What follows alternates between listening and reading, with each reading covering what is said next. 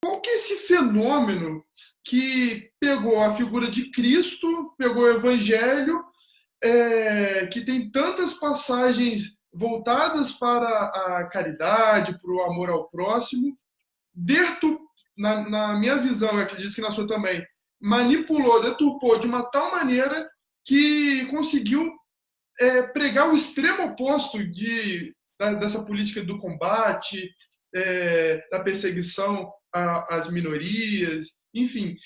Como que aconteceu esse processo aí do cristianismo, do amor concentrado, do amor encarnado, para o amor diferido? Então, Gabriel, essa é uma reflexão que eu considero que deva permanentemente estar no nosso meio, né?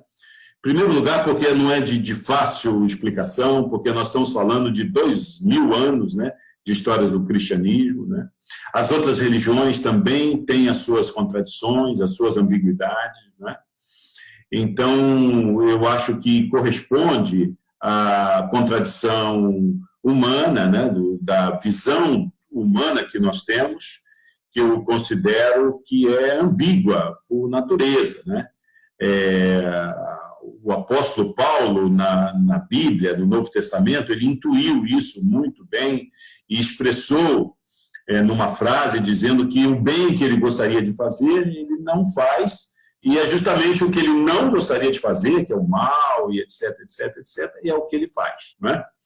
Então, nesse sentido, vale a pena que a gente coloque um espelho, né, para que a gente possa fazer a reflexão, né, tanto no âmbito pessoal, né, mas também no âmbito institucional. As igrejas deveriam fazer isso, né, olhar para dentro de si mesmas, reavaliar as suas práticas, reverem seus caminhos, né, e a sociedade também, mas para isso precisa de um ambiente arejado, né, precisa de uma perspectiva de debate, democrática, de participação, porque como é que nós percebemos as nossas contradições? No relacionamento humano. Eu, por exemplo, sou pai, boa parte da minha vida eu não era pai, eu fui pai com 38 anos, né?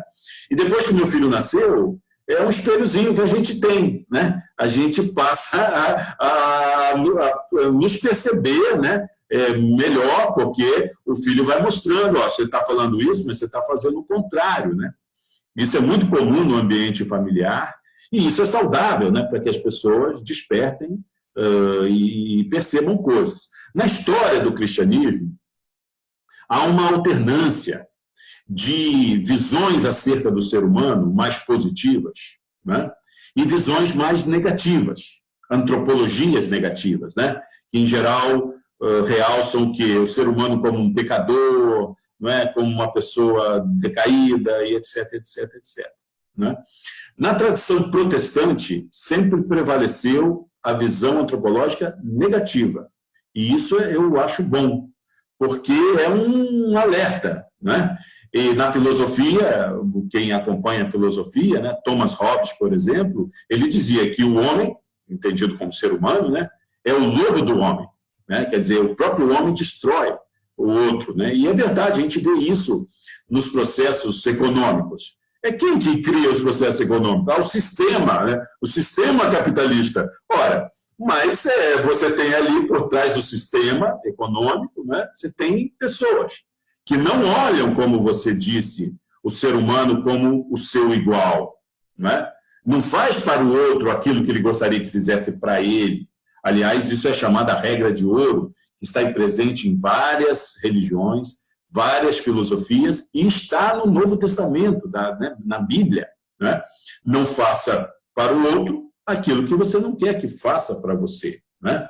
Então, nós vemos grandes empresários, os setores, as pessoas que dirigem os agrupamentos econômicos, né?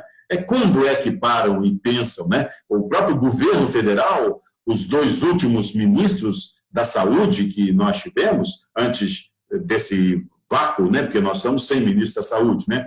Mas os dois outros que entraram eram pessoas que respondiam a quais interesses? Dos planos de saúde, né? Então, quer dizer, o que eles estavam pensando não era na população, no direito à saúde, eles estavam pensando em interesses deles, particulares, né? Então, essa dinâmica, tanto pessoal como essa dinâmica global, social, ela teria que passar por essas perguntas, né? Sobre o ser humano, o outro, o que eu quero para o outro, é a mesma coisa que eu quero para mim, sabe? Isso as igrejas, às vezes, parece que dão uma congelada, né? Uma congelada e param, e não fazem esse processo de reflexão de como o poder as afasta dessas bases mais fundamentais, né? Base só pode ser fundamental do Evangelho, né? Como você lembrou e eu lembrei aqui, né? Inclusive, um livro muito bacana que marcou a minha vida é A Igreja entre o carisma, no seu sentido positivo, né? Do Evangelho, daquilo que ela pode oferecer para a sociedade, e poder. Igreja, carisma e poder. É do teólogo católico Leonardo Boff. É um livro muito significativo que mostra os pecados da igreja. Os pecados da igreja. E eles estão aí, né, em todas elas.